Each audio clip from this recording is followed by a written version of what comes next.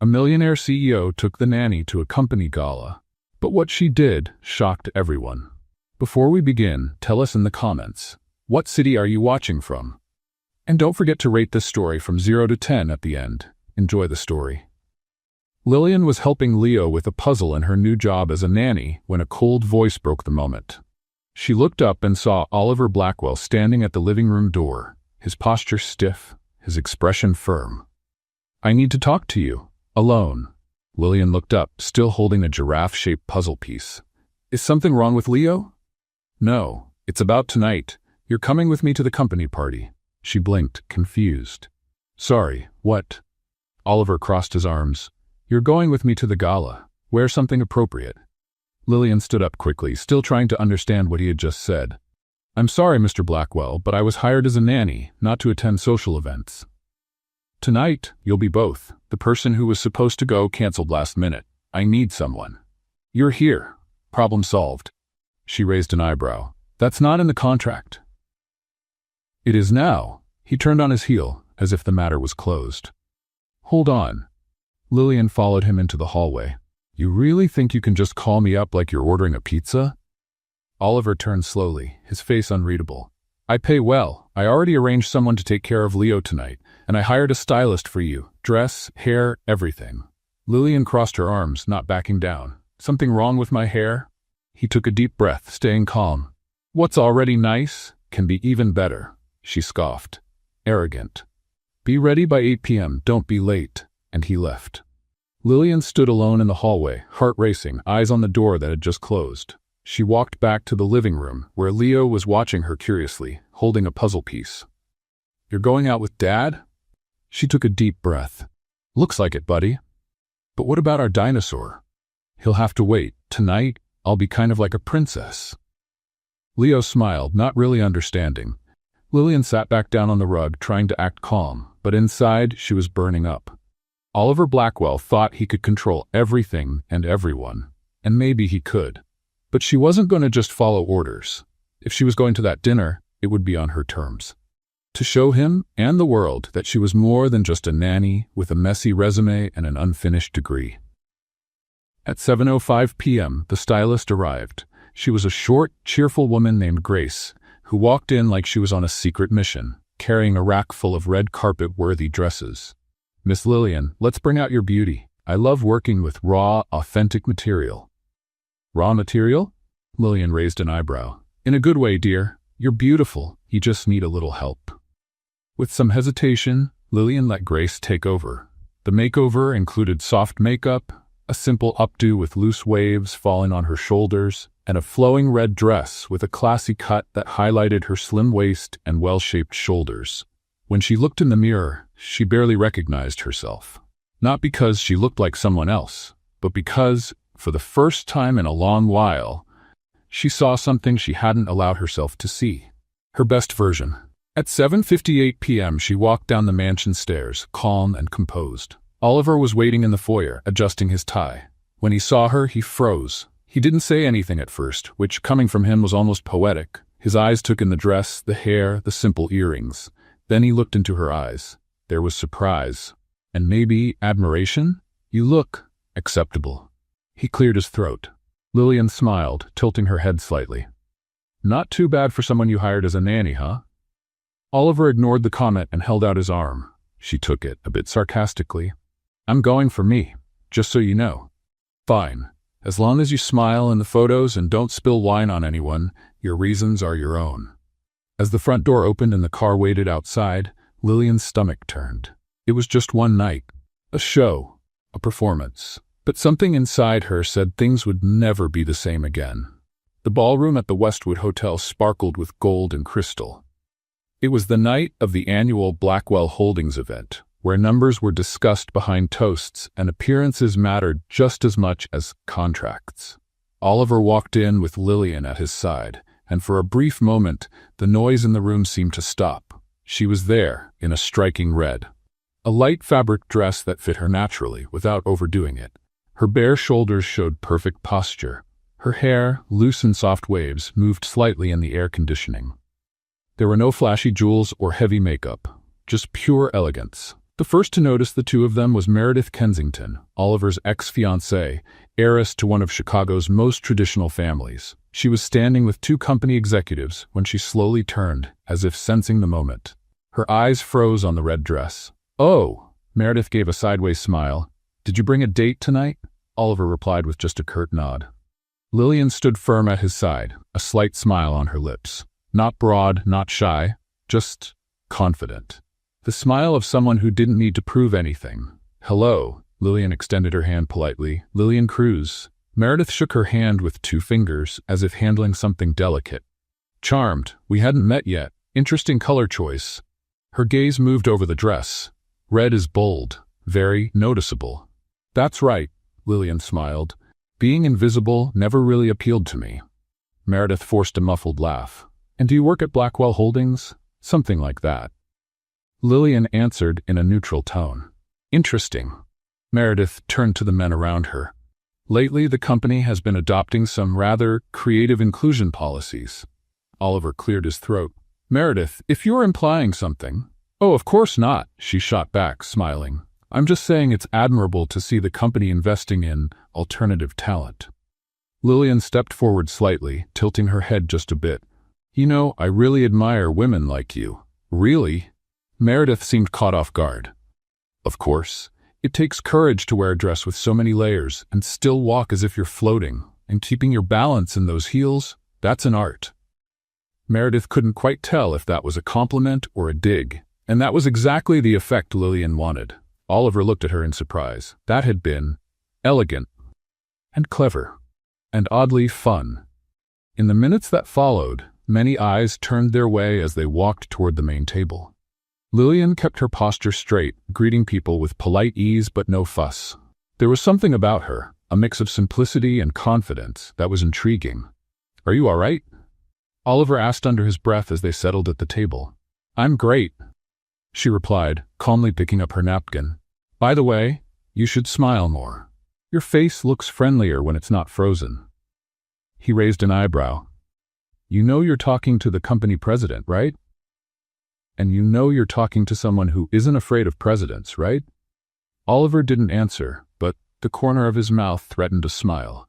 Dinner was served in courses. Lillian stayed observant, watching the guests' movements. Every detail seemed rehearsed.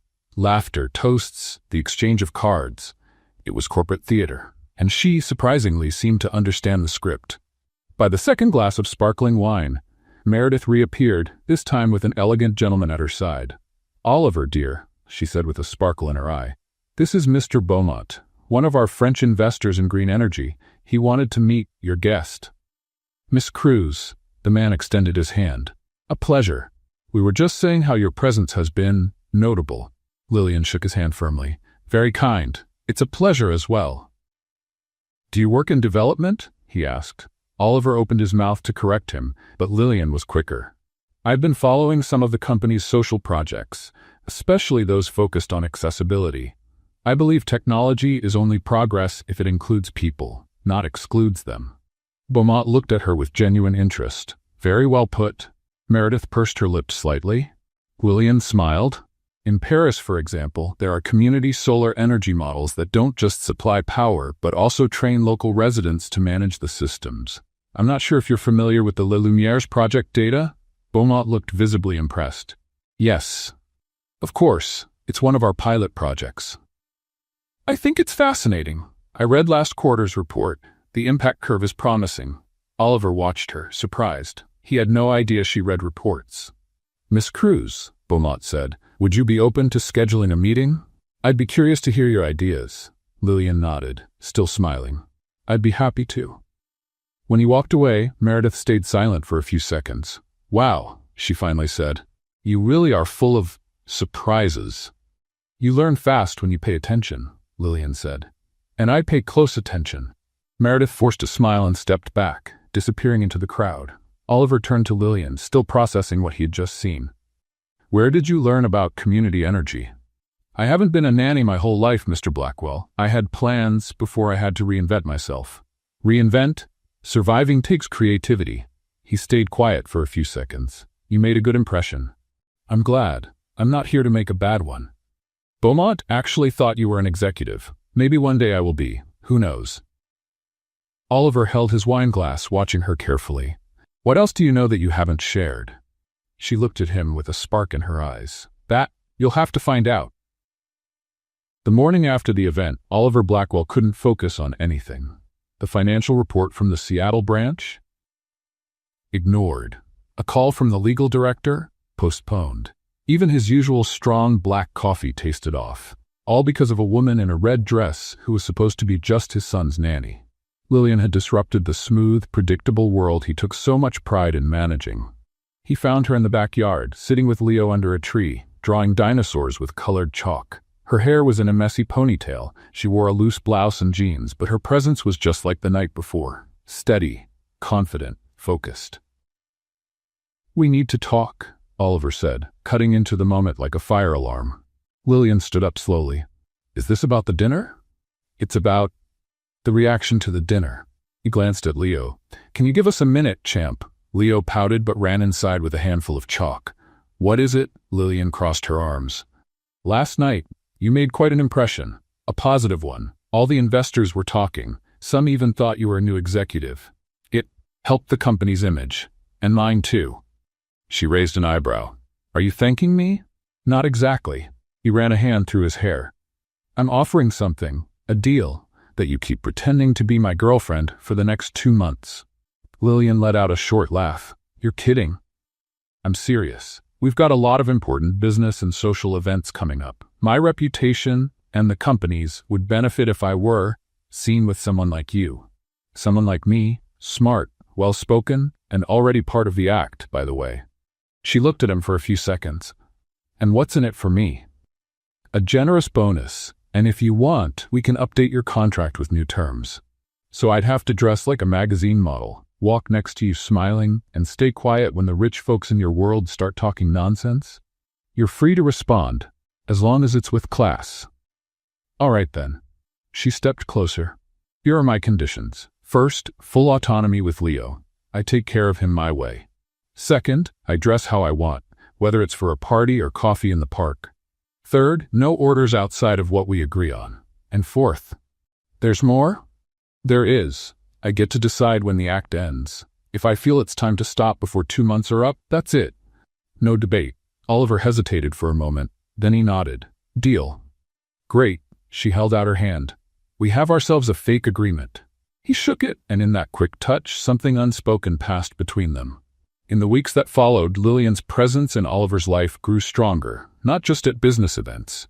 She was there when Leo refused to eat his vegetables, when the neighbor's dog got into the yard, even when the house alarm went off by mistake at 4 in the morning. Oliver found out Lillian made up songs on the spot to get Leo to brush his teeth.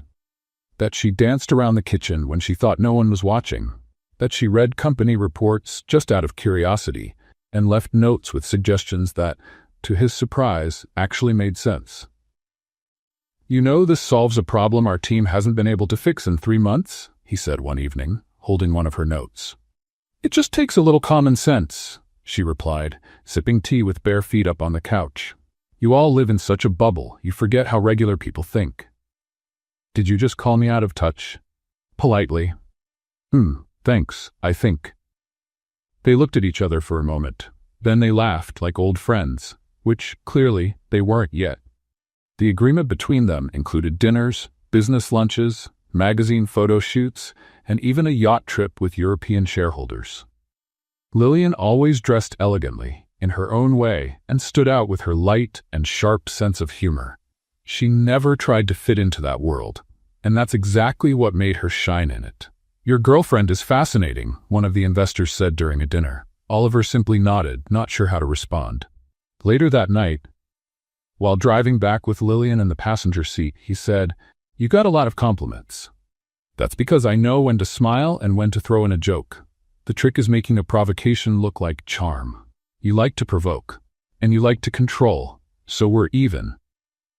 But the real impact of Lillian's presence wasn't at the events, it was at home. Leo started to change. He used to be shy and quiet, but now he talked more, smiled more. He asked questions, drew nonstop, and every morning he waited for Lillian with excitement. One evening, Oliver came home early and found the two of them under a blanket, watching cartoons with popcorn scattered across the couch. Leo was asleep, his head resting on her lap. Oliver stood still, watching. Lillian made a quiet gesture, asking him not to wake the boy. He walked over and, almost without thinking, sat down beside her. They stayed there in silence for a few minutes, sharing the calm breath of a home finally at peace. "He's a lot happier," Oliver said softly. "He just needed real attention, time, patience, and someone who isn't always watching the clock." "Am I that someone who's always watching the clock?" "I didn't say that." She smiled. "But if you want a tip, try learning the names of his toys." Oliver looked at the dinosaur figure in his son's hands. "That one's Green Dino? He's Theo. And he's blue," she whispered, laughing. "Looks like I have a lot to learn. At least you admit it." The next morning, Leo was drawing on the porch while Oliver read the newspaper. Lillian was in the kitchen making pancakes. "Daddy? Huh? Can Lillian be my new mom?" Oliver almost dropped his coffee cup. "What?" Leo, with the most serious expression in the world, pointed to the drawing he had made. Him, Lillian, and Oliver holding hands, with a smiling dog next to them. "She tells me stories, she gives me baths without complaining, she makes me laugh, and she understands me. Just like Mommy did." Oliver looked at the drawing, then at his son. "That's not quite that simple, Leo. But it would be nice, right?" Oliver didn't know what to say. He just gently ruffled the boy's hair. Lillian appeared at the door with a spatula in her hand. "What's going on?" "Nothing." Oliver stood up. "Leo's just imagining things." She noticed his expression but didn't push. Instead, she served breakfast with a calm smile. Imagination is one of the best things a child can have. Oliver didn't reply, but when he looked at the drawing again on the porch, he realized the boy wasn't the only one imagining things. He was too. That night, Oliver sat alone in his office, looking through photos from recent events. In every one of them, Lillian was at his side. Smiling, talking, sometimes looking at him with that mix of challenge and sweetness he still couldn't quite figure out. The plan was to pretend. But it was getting harder and harder to remember what was pretend and what was real. The sky that Monday morning was overcast, like the weather knew something important was about to happen. Oliver was walking quickly through the halls of Blackwell Holdings, phone pressed to his ear, nerves on edge. He had appendicitis? Today?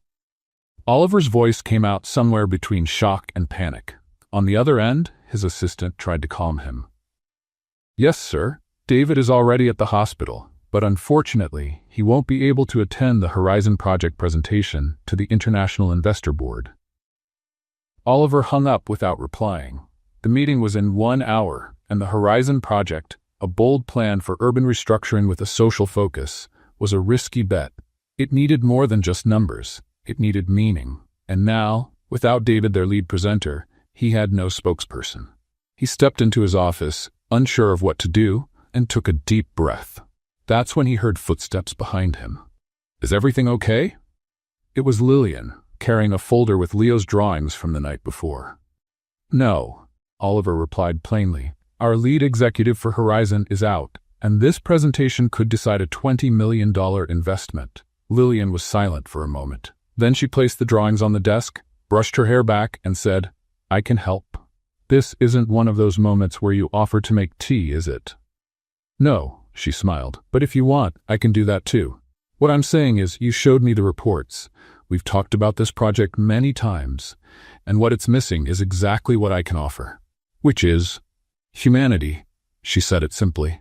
"The numbers are good, but the story behind them needs to be told by someone who understands people." Oliver watched her for a few seconds. "You don't have experience giving presentations. And you don't have many options, remember?" He smiled. One of those involuntary smiles that slip out before logic can stop them. Half an hour later, the investors began entering the room. Big names, pressed ties, controlled smiles. These were the sharpest eyes in the sustainable urban development field. Oliver gave the introduction, brief and to the point. Then he handed the microphone to Lillian. She walked to the front of the room with the ease of someone who did it every day. She wore a beige blazer over a simple white blouse, and her hair was loose on her shoulders. "Good morning. My name is Lillian Cruz," she began. "I'm not an engineer or an architect or an economist, but I know exactly what it's like to grow up in a neighborhood where cracked sidewalks teach you to jump over holes before you even learn to read." The investors exchanged glances. This wasn't what they expected. The Horizon Project aims to turn forgotten neighborhoods into real communities, with street lighting, green spaces, accessibility. But more than that, it aims to bring dignity. She clicked the remote and a slide appeared showing a run-down park. "This place was the backyard of my childhood, where mothers took turns chasing away rats, where kids ran around in worn-out sandals but smiled like they owned the world. Today, it's abandoned, and that's why Horizon matters, because it brings back possibilities, because it plants seeds in neglected ground." Oliver watched from the side of the room, silent, fascinated. She continued, "The project isn't just about renovating buildings. It's about building bridges between people and their rights, between children and their opportunities, and between companies and their real impact on society." At the end of the presentation, there was a brief silence. Then the French investor, the same one who had met Lillian at the party, raised his hand. "Miss Cruz, do you speak with such passion because you lived this?" "Yes," she answered firmly. "And that's why I believe numbers alone don't change reality. But people do." The room applauded. Oliver had never seen that happen in such a formal meeting. When it was over and the investors left talking among themselves, excited, Lillian turned to Oliver. "I think it worked." He just looked at her for a few seconds. "You didn't just save this presentation, you transformed it. I just told a real story. People miss that, you know?" "Miss you?" "No," she smiled. "The truth." Oliver was quiet for a few seconds. Then he just murmured, "Thank you. Always happy to help, as long as it's part of the deal, of course." They both laughed, and the mood between them grew lighter, almost warm. Later that same day, already at home, Lillian was picking up Leo's toys when she got an email titled, "Official Social Collaboration Proposal, Vita Plena Foundation." She clicked on it. It was an invitation to be the national spokesperson for a new education and community development program based in another city, Boston. The project was serious, well-structured, with support from universities and companies. The email praised her presentation earlier and said she'd been recommended by one of the investors present. Lillian sat in silence for a while. On the screen, the terms were clear: competitive salary, housing, visibility, and purpose. A lot of purpose. She closed the laptop slowly. Later that night, sitting with Leo on the sofa, he looked at her with sleepy eyes. "Did you save Daddy's job today?" "Maybe just a little bit." "Are you going to live here forever?" She swallowed hard. "I don't know, champ." "If you go away, what will happen to us?" She hugged him tightly, feeling her heart ache. "I don't know yet, but I promise nothing really important will change." Leo fell asleep in her arms, and Lillian stayed there, looking out the window while the city lights shone outside, like opportunities that were finally starting to appear. The day seemed just like any other at Blackwell Holdings. But up on that glass-walled 8th floor, with the air conditioner humming in the background, something had started to change. Oliver was sitting at his desk, staring at his laptop screen without really seeing it. The numbers in front of him made sense, but they no longer sparked the excitement they once did. All he could think about was Lillian. Or rather, what she had done, not just for the company, but for Leo, for him, and for herself. She walked into the room naturally, holding a mug of tea and a folder full of notes. No high heels, no tailored suit, just a simple, light dress and white sneakers. Still, she carried a confidence he quietly admired. "Were you waiting for me?" she asked casually. "Technically, yes." Oliver pointed to the folder. "I need your opinion on this new social project. The board wants to expand into the countryside, and I'd like to hear what you think." She sat down without hesitation. "Okay, where's the catch?" "There is no catch," he said, half smiling. "Just genuine curiosity. That's rare coming from you. I'm trying to get better. And I'm here to witness it." She smiled. They spent nearly an hour going through the documents, discussing ideas and exploring possibilities. The mood between them was easy, but there was something else in the air. Something unspoken, but felt with every glance they shared. During a quiet pause, Oliver turned his eyes toward the window. "Do you think some people are just born to carry the weight of the world?" Lillian stopped flipping through the pages. "No, I think some people are raised that way, and others learn because life gives them no choice. My father was like that, Oliver said softly. I grew up hearing that weakness wasn't an option, that every mistake meant failure.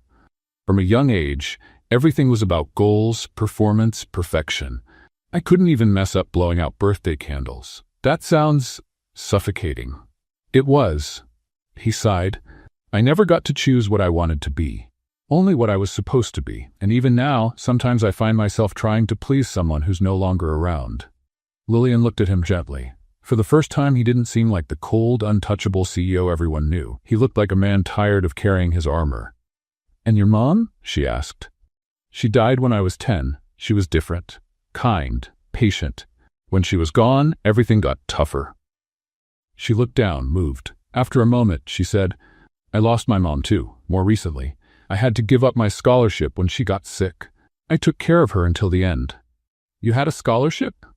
Yes, psychology, State University. I was going to be the first in my family to graduate, but when the illness came, my sister was still little. Someone had to hold everything together.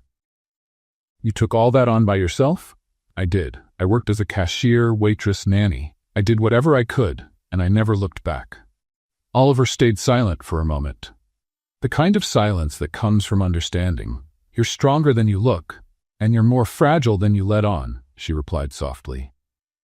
They looked at each other, this time with no walls, no jokes, no games. The connection between them, built through looks and sarcasm, now had deeper roots, shared pain, resilience. The fact that even though they came from different worlds, they both carried scars that shaped every step they took. Outside that bubble of honesty, someone else was watching, with different eyes. Meredith Kensington had been told by an assistant that Oliver's girlfriend had shown up at an official company event. And not just shown up, she spoke on behalf of the board and impressed investors. The discomfort was growing. Who is this woman? She asked her personal team. We're trying to gather more information. Her full name is Lillian Cruz.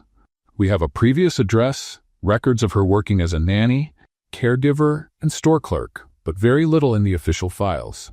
No college degree, just an old enrollment. State University, psychology, dropped out a few years ago, no diploma. Meredith folded her fingers together, thinking, I want more. Everything you can find, records, photos, old files, anything that could expose her. You think she's pretending?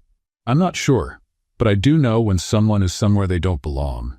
And if we don't find anything damaging, then we create a story. Sometimes, just planting the doubt is enough. The rest, society will take care of.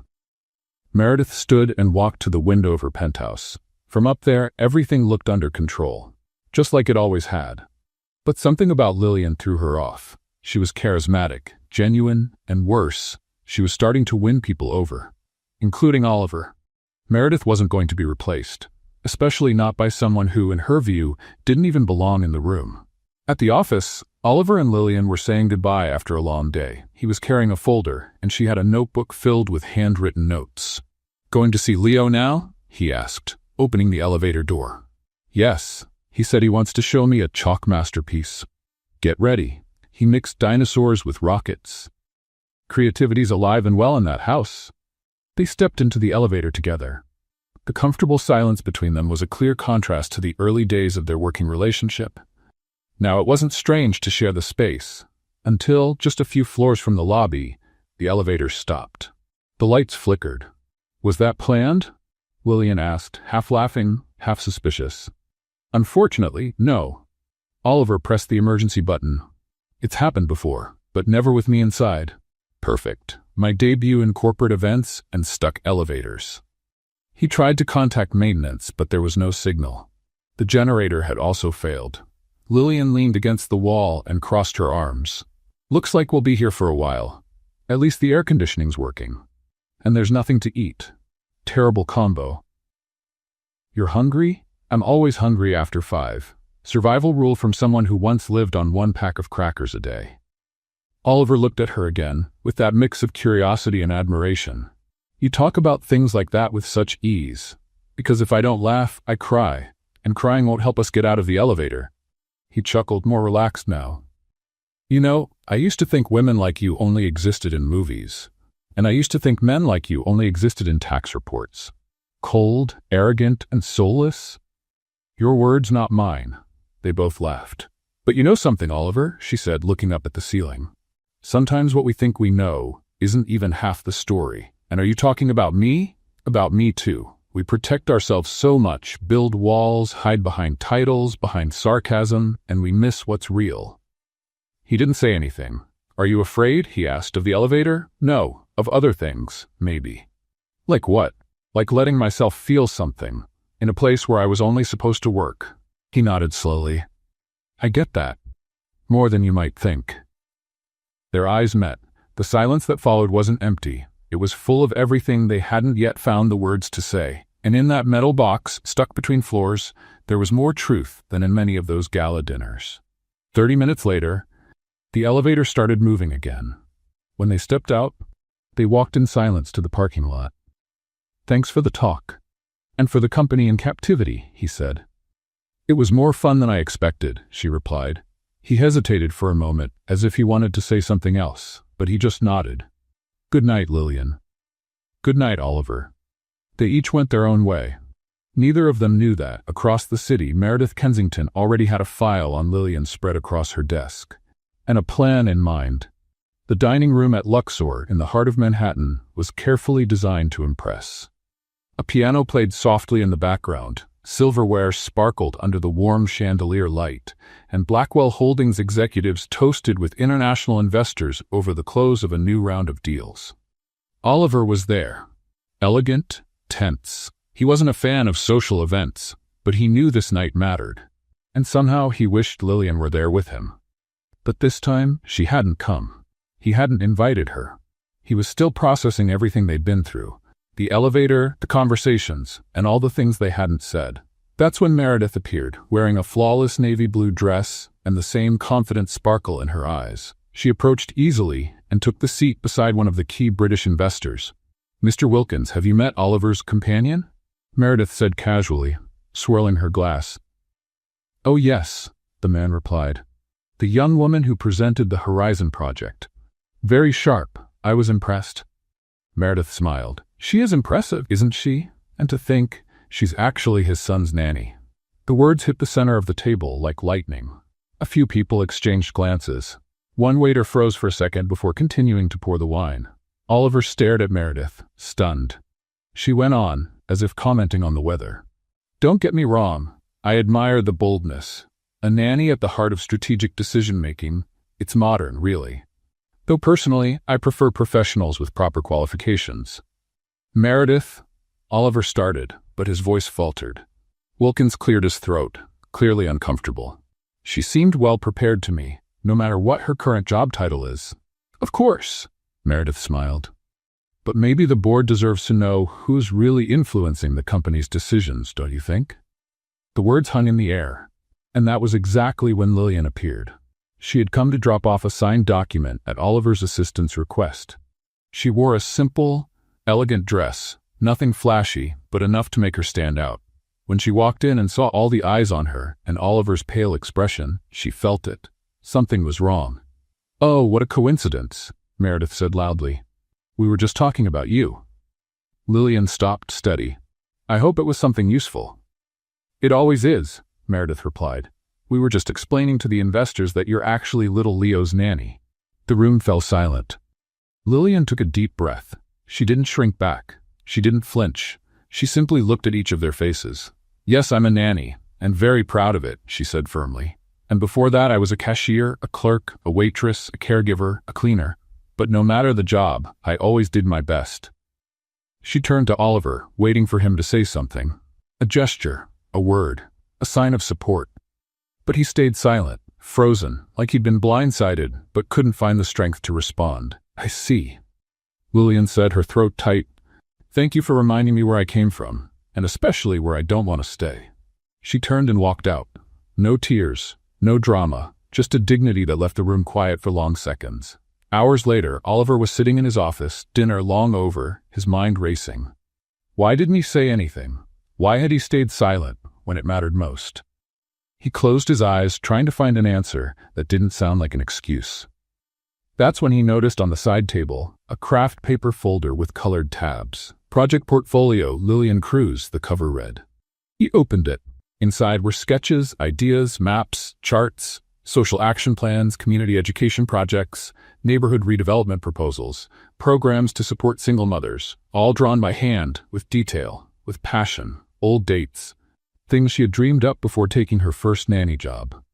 Oliver turned each page with a heavy heart. She was so much more than he had imagined, and so much more than the world had let her show. He felt ashamed. For that night, for his silence, for being too slow. The next morning, the story had already spread further. Business blogs speculated about the nanny influencing decisions at Blackwell. Some called her bold. Others questioned the company's professionalism. On social media, opinions were split, but most people praised Lillian's stance. A short video of her words at the restaurant, filmed by someone there, had already racked up thousands of views. The board was on alert. "We need to control this narrative," said the communications director. "How?" Oliver asked. "By showing that the company values talent, that regardless of someone's background, we recognize their potential." Oliver stood up. "No, we need to do more than that. I need to do more than that." That same day, Lillian was packing her small suitcase in the employee apartment. She had written a thank you letter to the HR team, another for Leo, full of drawings and memories, and a third, shorter one for Oliver. "Thank you for believing, even if only for a little while. I don't regret what I experienced, but I need to move on. Good luck with Blackwell, and take good care of Leo. He deserves the world." She was about to close the door when she heard knocking. It was Oliver. He looked different, tired, human. "You really caught me off guard yesterday," he said after a moment. "Welcome to the club," she replied, crossing her arms. "I should have said something. I know, I was in shock, but that's no excuse." She looked at him steady. "No, it's not." He pulled the portfolio folder from his bag and held it out to her. "You should be leading a team, not picking up scattered toys." "I like the scattered toys." "And I like you," he said plainly. She raised her eyebrows, surprised. "You like a nanny? Are you sure you can handle what people will say?" "I like an intelligent, brave woman who stood up to a room full of powerful people with her head held high, and who even made me laugh when the elevator broke. That's what matters to me, Lillian, not what other people think." She took a deep breath. "You took too long to figure that out." "But I did figure it out, and I'm here now." "You know what's funny?" she said, picking up her suitcase. "You're telling me all this just when I got a job offer. In Boston. A social project. One I helped inspire without even meaning to." Oliver looked at her. "Are you going to say yes?" "I don't know yet." "What do I have to do to make you stay?" She looked him in the eyes. "Let me go, if that's what needs to happen." And in that moment, he understood that love, true love, doesn't hold on. It lets go.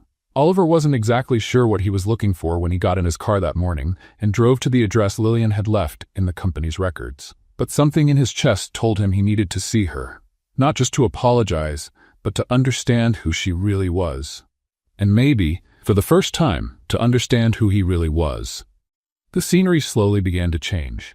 The tall buildings gave way to simpler ones, small family-owned stores and streets where barefoot kids ran along the sidewalks.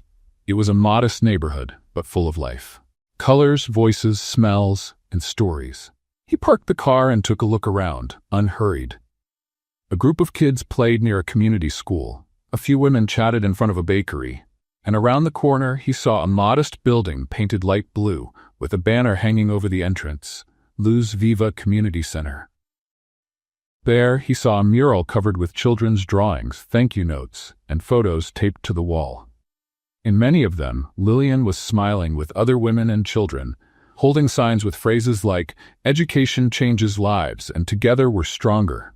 He walked up to the entrance and was greeted by an older woman with gray hair wearing a t-shirt with the center's logo. "Are you looking for someone?" she asked kindly. "Yes, I'm looking for Lillian Cruz," he said, feeling almost embarrassed. "Oh, Lillian." The woman's eyes lit up. "She helped start this place. I know she doesn't live here anymore, but I wanted to understand more about what she did." The woman invited him inside. For nearly an hour, Oliver spoke with local residents, volunteers, and Lillian's former co-workers. He heard how she had set up tutoring programs, organized fundraising sales to buy medicine, and helped single mothers with emotional and legal support. She had done all of it with no money, just determination and compassion. She taught math in the mornings, took care of the elderly in the afternoons, and still found time to bake bread to sell at night, said one neighbor. And she never stopped smiling. One time, the school had a gas leak. No one knew what to do. She's the one who called the fire department and led the evacuation. You'd never think she was just in her 20s, said another. Each story he heard was like a light turning on in Oliver's mind. He felt ashamed for reducing her to a role, a label, and at the same time deeply moved by discovering a woman so whole, so much more than he had ever imagined. Before leaving, he asked to visit the house where she had lived with her sister. They took him to a small 2-story home. Lillian's sister, Clara, was sitting on the porch studying with a notebook on her lap. She had the same bright eyes as her sister. "You must be Oliver," she said, straight to the point. He nodded, a bit surprised. "She talked about me?" "She did, a lot, but not all of it was praise." "I figured," he replied with a half smile. "She cared about you, and that's what hurt the most, because she didn't expect you to protect her from the world. She just hoped you wouldn't be part of it when it turned against her." Oliver said nothing. "I made a lot of mistakes with her." "We can tell," Clara said, closing her notebook and standing up. "But if you came all the way out here, maybe there's still a chance to fix things." Back in the city, Oliver got home late in the afternoon. The first thing he saw was Leo, drawing alone in the living room. The boy looked up at him with big eyes and asked, simply, "Dad, where's Lillian?" Oliver knelt beside his son. "She had to go, buddy." "But why?" "I like her. She told me funny bedtime stories, and she taught me how to make a heart with my hands." He showed the gesture, his eyes welling up. Oliver hugged him. "I know, Leo. I like her too." "Then go get her," the boy said with total honesty. His father smiled, eyes full. Kids know things. 2 days later, Lillian received an unexpected message. Oliver was asking her to meet for coffee at the park where they used to take Leo in the evenings. She hesitated. Part of her wanted to see him again. Another part still hurt, humiliated, disappointed. But curiosity in her heart spoke louder. She arrived on time, wearing jeans, a simple blouse, and her hair in a loose bun. When she saw him sitting on the bench with a box in his lap, she took a deep breath. "I brought an apple pie from your favorite bakery," he said, standing up. "So, you've been digging into my life?" "Let's just say, I went looking for answers where I should have from the start." She sat down, keeping a bit of distance. "What do you want, Oliver?" He looked at her seriously. "I want to say I'm sorry for staying silent, for judging you, for treating you like less when you were more. Took you long enough. I know, but I'm here now, and I want to show you something." He handed her a slim folder. Inside was an official document, a project approved by Blackwell's board, an expansion proposal for the Luz Viva Center, fully funded by the company. "I took your portfolio to the board. I showed them who you are and what you can do," he said. "Not only did they approve it, they want you to lead it." Lillian looked at the papers, stunned.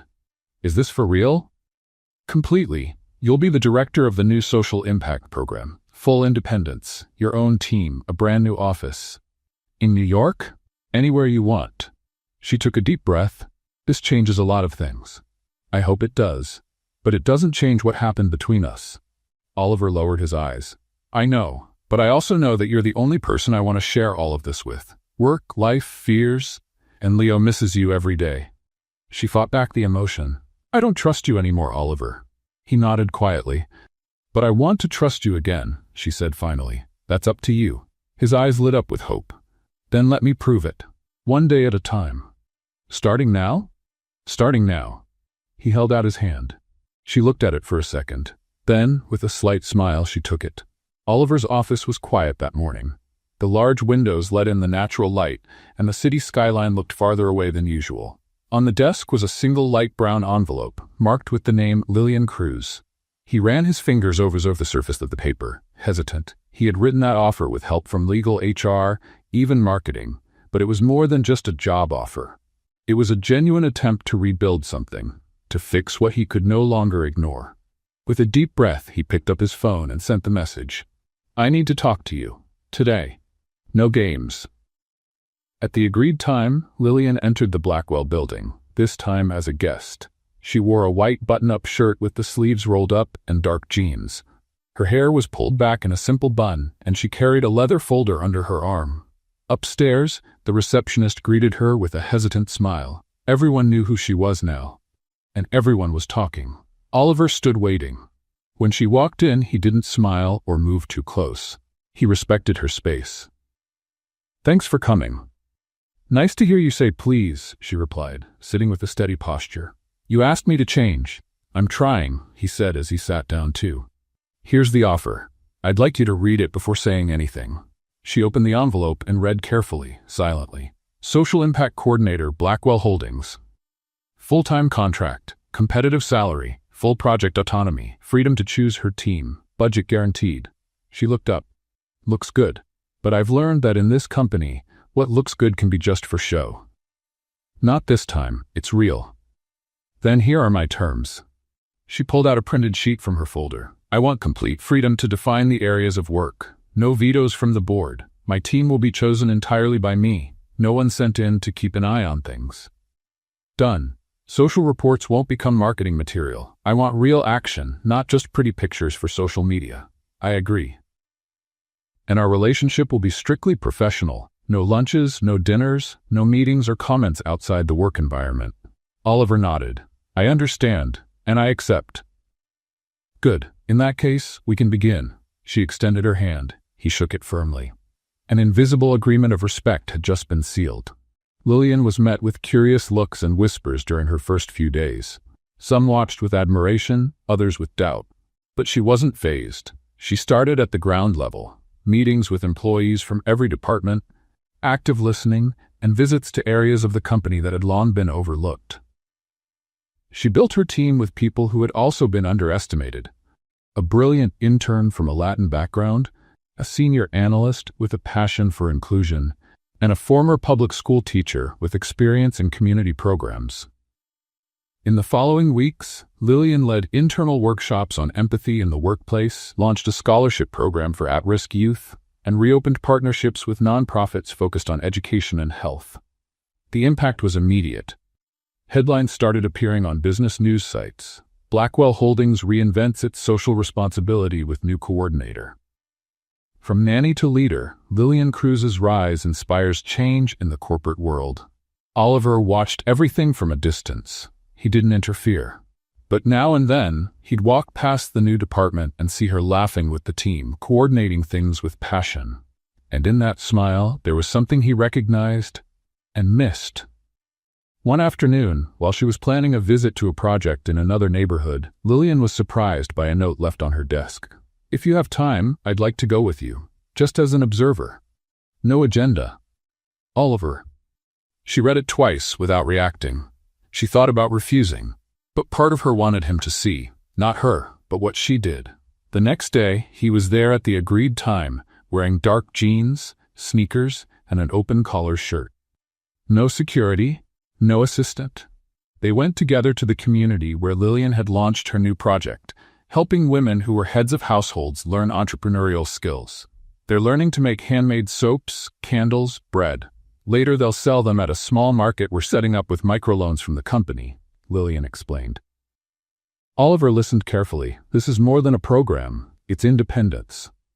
Exactly. When a woman has her own income, the whole home changes. It changes her children's future. "You should be in my entire board's place," he said, half joking, half admiring. She smiled but didn't reply. At the end of the day, one of the women in the program, Mrs. Rosa, came over to them. "So you're her boss?" "I'm her manager," Oliver said. "Then make sure you value this young woman. She's gold. She wasn't born rich, but she was born with a strength not many have." Oliver nodded, moved. "You're absolutely right." Lillian heard from a distance, quietly. Back at the company, the positive reports began to pile up. Blackwell's reputation improved significantly. But what was truly impressive wasn't just the better public image, it was the personal stories from people whose lives had changed. Real people, real stories. Oliver called a board meeting to share the results. "In 3 months, we've increased perceived institutional value by 18%, we've improved internal talent retention by 12%, and we've earned genuine credibility. And all of this, He looked at Lillian, seated among the senior leaders, is thanks to her. Some directors applauded, others swallowed their pride, but they all knew this woman had changed the company. That night, Lillian was the last to leave the building. She was walking through the empty halls when she heard footsteps. Still working? It was Oliver. Just finishing up the last reports for next week's presentation. Can I walk you to the elevator? She hesitated for a moment, then nodded. They walked in silence. Inside the elevator, he pressed the ground floor button and, looking at the panel, said, I know you said you wanted to keep this professional, and I respect that. But I need to thank you, not just for what you did for the company, but for what you did for me. She glanced at him, surprised. Before you, I thought I was strong because I didn't get involved. Now I see that real courage is opening up, facing what hurts. You showed me that, with your honesty, with your work, with the way you are. She lowered her eyes. Oliver, I don't want to pressure you. I just wanted you to know. The door opened. She walked toward the exit, and he followed her to the sidewalk. Thank you for not trying to convince me, she said. That alone makes all the difference. He smiled. I'm learning from the best. Then keep learning. Only if you stay here. For now, I am. And in that moment, with no vows or promises, something was starting again between them, slowly, at the right pace. Gradually, without formal plans or rules, Lillian started going back to Oliver's house often. The reason was always the same, Leo. She said it was just because she missed him. And maybe that was true. But the truth was those visits became part of their routine, a new routine that no one dared to question. Every afternoon after work, she showed up. She carried a bag with colorful books, paper for folding crafts, and sometimes cookies she'd baked herself. Leo ran to the door the moment he heard the bell. Aunt Lillian, he shouted, hugging her legs. She laughed, knelt down, and wrapped him in her arms. Hey there, my astronaut. Ready for another space adventure? When the sky grew dark, Lillian would take the boy up to his room and put him to bed. She had her own special routine, brushing teeth, picking a bedtime story, and then a lullaby. Sometimes she made up the lyrics. Other times, she sang an old tune her mother had taught her when she was little. Leo would fall asleep quickly, a smile on his face. Oliver, for his part, always watched from a distance. He never interrupted. He just observed, and felt something in his chest he still didn't know how to name. That Friday, the house was busier than usual. Blackwell was hosting a special dinner with international partners. It was a smaller event, but an important one, to strengthen relationships and introduce the company's new social initiatives. Lillian, as the impact coordinator, had been invited, officially, as part of the team. She arrived in a dark blue dress, elegant and modest, cinched at the waist with a thin belt. Her hair was pulled back in a loose bun, and she wore small earrings to complete the look. Nothing flashy, but when Oliver saw her, he was speechless for a moment. Good evening, she said as she approached. Is everything ready? It is now, he replied, offering his arm. May I? She hesitated, then took his arm. They walked in together. During dinner, Lillian was introduced to the international guests as the mind behind the initiatives that were reshaping both the image and the heart of Blackwell. She spoke clearly, with grace and ease. She explained how each project was built around the reality of the communities, how they included active listening, local autonomy, and long-term impact. The guests were visibly impressed. It's rare to hear someone speak about business with such a human touch, one of the Spanish executives said. You have an admirable view of the world, Miss Cruz. Thank you, but the credit also goes to the team, and to a CEO who had the courage to listen. Oliver watched silently, captivated. After dinner, the guests began to say their goodbyes, one by one. Soon, only a few directors remained, and they soon left as well. Lillian stayed on the balcony, enjoying the light evening breeze. Oliver walked up holding 2 glasses. Sparkling water with lemon. I figured you'd prefer that over wine, he said, handing one to her. You guessed right, she replied, taking the glass with a small smile. They stood in silence for a moment, looking out at the city below. You were amazing tonight, he finally said. I just did my job. No, you brought to life what this company was always meant to be. She turned slightly to face him. You know, Oliver, you seem different too. In a good way, I hope. In a more genuine way. More approachable. And that's surprisingly comforting. He looked at her with a softness she hadn't seen in him before. And you helped me see what I'd been missing, he said quietly. Not just here, but in life. She looked away. Don't say that like that. Why not? Because it's hard not to believe you when you say it in that voice. Then believe me. Oliver, I'm in love with you, Lillian. Silence. Cars passed in the distance, their sound muffled. The breeze was still gentle. Lillian looked into his eyes, searching for any trace of a lie, a trick. But all she saw was truth. I don't know what to say. You don't have to say anything. He moved closer, taking his time. And when their faces were just inches apart, it was Lillian who closed the distance. The kiss was slow, sincere, full of discovery and relief. Not rushed, not forced. It felt like they had finally found what they'd both been avoiding. When they pulled apart, she still had her eyes closed, as if wanting to hold on to that moment for just one more second. That wasn't in our agreement, she murmured, smiling. Then I think we need a new contract, he replied, resting his forehead gently against hers. The next morning, Leo was running around the living room with a wide grin. Oliver watched him, amused. Already, astronaut? Yep, but what are we doing again? A special mission. Are you in? Always. They got into the car, and Leo held a colorful handmade envelope. You think she'll like it? I'm sure of it, Oliver said, starting the engine. In the trunk there was a small gift wrapped in red paper. It was the start of a plan Oliver had been working on for days. A special weekend for Leo and for Lillian. Something just for the three of them, finally together. No roles, no masks, just who they really were. In the central square of the neighborhood where Lillian had launched one of her first projects, a simple setup had been arranged. Colorful tents, craft booths, cultural performances, and a small wooden stage surrounded by flowers. It was the first community day, an event organized by Lillian and her team to celebrate the progress of the social projects supported by Blackwell. Children ran around wearing shirts that read, "My future starts here." Seniors sat in circles listening to stories, and women smiled as they sold handmade goods. It was a living picture of the change she had helped create. In the middle of the square, Oliver walked with Leo by his side. The boy was holding something behind his back, trying to look serious, but the sparkle in his eyes gave him away. Do you remember our plan, astronaut? Yes, when you give me the signal, I'll hand over the little box, but only when you say that part. That's right, Oliver smiled. And don't worry, it's going to be just fine. Leo nodded, then looked around, searching for Lillian.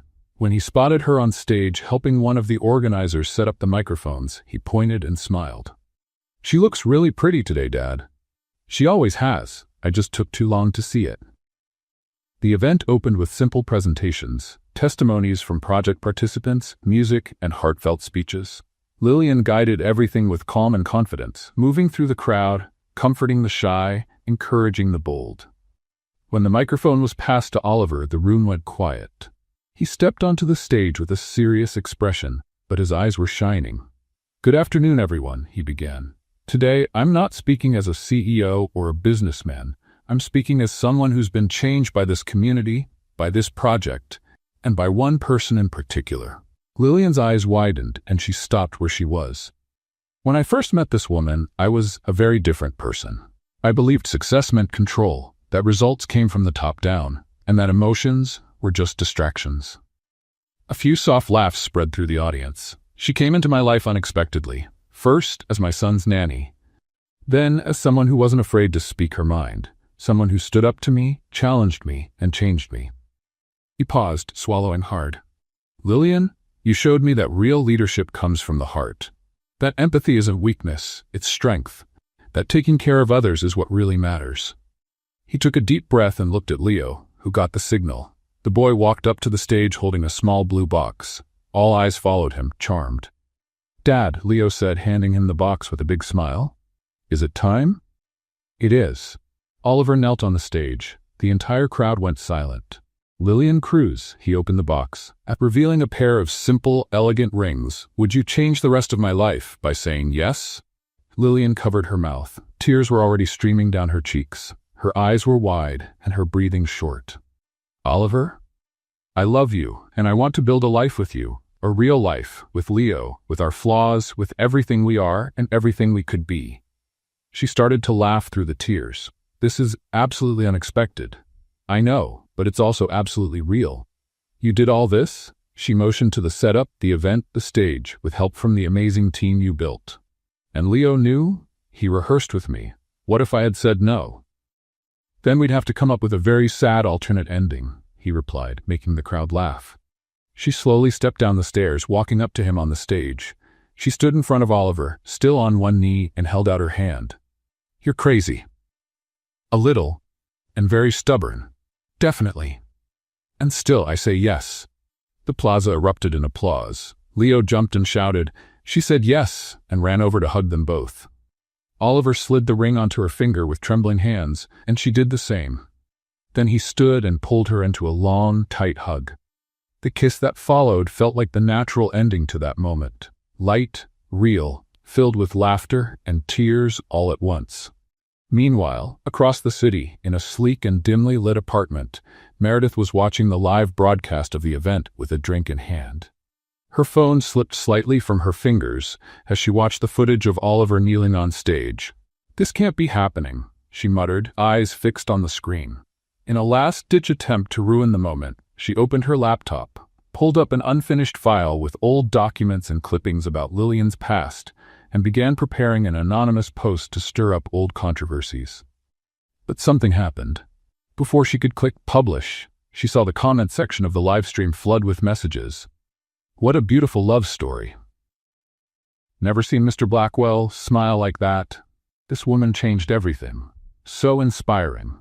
We need more leaders like her. Meredith slammed the laptop shut. The damage wouldn't land anymore. Public opinion was on their side, and more importantly, so was Oliver. Back at the plaza, Leo ran through the booths with the flower crown he had made for my new mom. Lillian and Oliver walked hand in hand, being greeted by neighbors and team members. Was that all really real? She asked, eyes still wet. As real as the project you created, as real as everything I feel for you. So we're engaged. Officially, with plenty of witnesses. I have one condition. Already? I want a simple ceremony. With the community, with Leo up at the altar, with live music and food prepared by the women from our project. Done. Agreed. Signed. She laughed. Are you really willing to do all this? I'm willing to be with you, Lillian. The breeze blew gently once more, and the sky, now golden, seemed to bless this new chapter.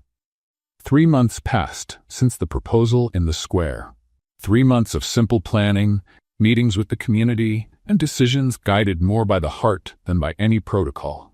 Oliver and Lillian's wedding took place on a sunny Saturday, in the same place where he had knelt down. But now, the square was transformed. Flower arches decorated the path among the trees, white chairs were lined up in front of a small stage, and soft music filled the air. Neighbors, co-workers, volunteers, and friends were all there. Their eyes were bright, their phones in hand, their smiles genuine. Leo walked in carrying a small pillow with 2 custom-made rings. He looked so neat in his little suit he could hardly stop smiling. Oliver waited at the altar. A dark blue suit, no tie, his hair gently tousled by the wind. When some children saw him, they whispered, "He looks nervous." And they were right, but all that tension disappeared when Lillian appeared. She walked slowly, wearing a simple, elegant dress with lace at the sleeves and a flowing hem. Her hair was pinned up with flowers from the community garden. Her eyes were full of tears, and when they met his, nothing else seemed to matter. Tears fell before a single word was spoken. The officiant, visibly moved, led the ceremony with great care. The vows were shared honestly and gently, and the kiss sealed not just a marriage, but the union of 2 worlds that had learned to understand each other and to heal. Married life wasn't a sudden change, but more like a natural continuation of what they were already building together. The social impact program, once limited to the city, started gaining national visibility.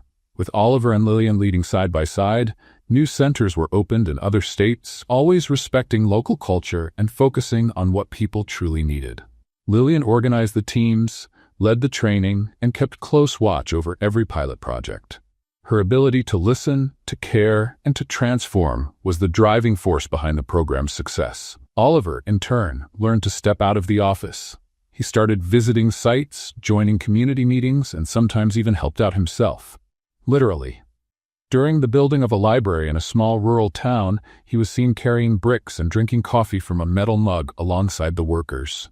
The photo went viral, and the image of the CEO with the tie began to be replaced by that of the man who learned to listen. Within the company, the change was even deeper. Lillian took on a new, unofficial role, the bridge between the upper floors and the regular offices. It began with conversations in the cafeteria, then listening groups with employees, and soon she proposed a wellness committee that became part of the company's official structure. She launched mentoring programs for young talent, encouraged creative breaks, and brought in training that focused on the human side of leadership. Some executives frowned at first, but once they saw satisfaction and productivity numbers rise, they realized something was genuinely working. Oliver, now closer to everyone, was often seen walking the halls unhurried, listening to ideas, joining birthday gatherings, and having lunch at the intern's table. That man has changed, the employees would say. But those who truly knew him understood he hadn't just changed. He had finally allowed himself to be who he had always wanted to be. Leo, now more confident and happier, lived a routine full of love. His parents were at school meetings, cheering in the stands at soccer games, and always there for bedtime, the moment he looked forward to the most. Lillian kept singing her made-up lullabies, and Oliver sat by the bed, just listening. "Will you sing to me too tonight, Mommy?" he'd ask. "Only if you promise me you'll dream about the stars." "I always dream about stars, but now I dream about you two too." It was on an ordinary afternoon, during a meeting with the social impact team, that the invitation arrived. A golden envelope, delivered by a discreet messenger.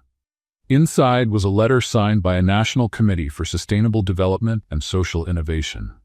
"For your remarkable progress, cultural transformation, and the meaningful impact achieved in such a short time, we are honored to invite Mr. Oliver Blackwell and Miss Lillian Cruz to receive the National Social Innovation Award.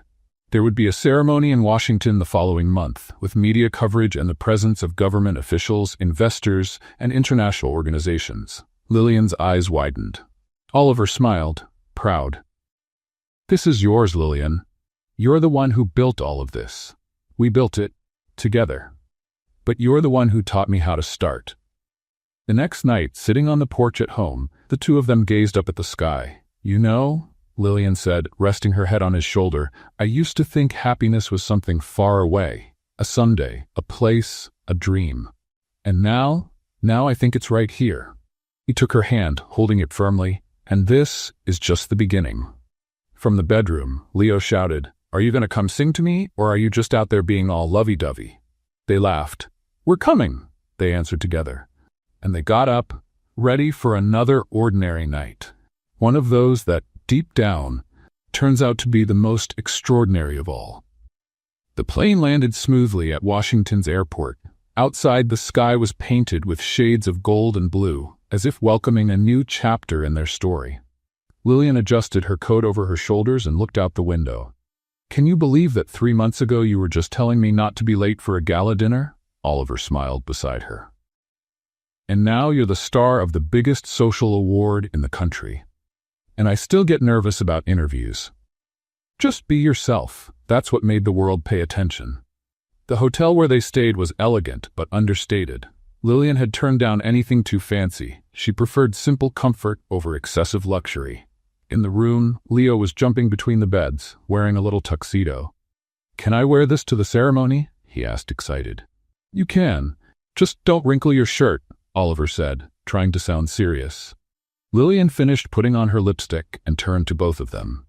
"Ready?" "You look beautiful, Mommy," Leo shouted. "And you two look amazing, my two princes." The ceremony took place in an event center with a glass ceiling and floating chandeliers. Hundreds of people from all over the country were there.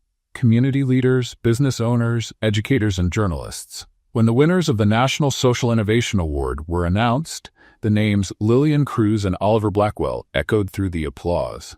Lillian stepped onto the stage with her heart racing. Oliver, holding Leo's hand, followed her with a proud smile. "Good evening," she began, holding the microphone with slightly trembling hands. "If someone had told me a year ago that I'd be here tonight, I would have laughed, and maybe cried too. A few soft laughs came from the audience. This story didn't begin in a think tank or a strategy room. It began with a short message, an unexpected offer, and a CEO, she looked at Oliver with a playful smile, who was a little too bossy. More laughter. But above all, it started with a challenge, proving that social impact isn't charity. It's vision. It's smart planning. It's a real commitment to the people who build this country every single day. Oliver took the microphone for a moment, and sometimes, to start a revolution, all you really need is to listen to someone you never thought you would. After the award ceremony, the two were invited to a live interview on the event's official channel. The host, smiling, ended with one final question, her eyes full of curiosity. "Oliver, Lillian, how did the two of you meet?" They looked at each other and burst out laughing. "That's a good one," Lillian said. "Want to start?" Oliver asked. "Better if you tell it. I'll add the funny parts after." Oliver looked at the camera. "It all started when my assistant said I needed a new nanny, and he thought it would be a good idea to invite me to a gala dinner, just to impress some partners. I didn't have a better option at the time." "Thanks," she replied, laughing. She accepted, reluctantly, and showed up in a red dress that stopped the whole party. Then someone mistook me for an executive. His ex-fiancée humiliated me in public. I didn't defend her. Big mistake. Huge. But from that moment on, I really started to see her. And then he offered me a contract to pretend we were dating. For 2 months. They ended up married, the host added, smiling. "Sometimes, love shows up disguised as a temporary contract," Lillian said, her eyes calm. "But what's real stays," Oliver added. The host ended with a smile, thanking them for a story that was now inspiring the whole country. That same night, in the event's ballroom, the last song began to play. Soft lights filled the space, and a string quartet played an instrumental version of "Can't Help Falling in Love." Oliver held out his hand to Lillian. "May I have this dance?" "With pleasure." The two of them danced together, smiling and exchanging gentle looks, as if time had slowed down just for that moment. Leo ran up to them, climbed onto his father's feet, and held Lillian's hand. "Can I dance with you too?" "Can he?" Lillian asked. "This dance is yours too, astronaut," Oliver said, wrapping him in a hug. And the three of them danced together, slowly, in the center of a warmly lit room. No camera flashes, no rush, no script, just them, a family. And as they turned gently to the rhythm of the music, Lillian whispered, "This wasn't anything like I imagined." "Me neither," Oliver replied, "but it turned out better, much better."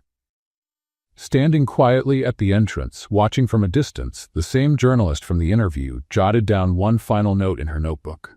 "Sometimes, love shows up disguised as a temporary contract. But what's real always stays." What did you think of Lillian and Oliver's story? Share your thoughts in the comments. Rate this story from 0 to 10. What score would you give it? Don't forget to subscribe to the channel and turn on notifications to catch all of our stories, and be sure to check out more inspiring stories by clicking here on the final screen.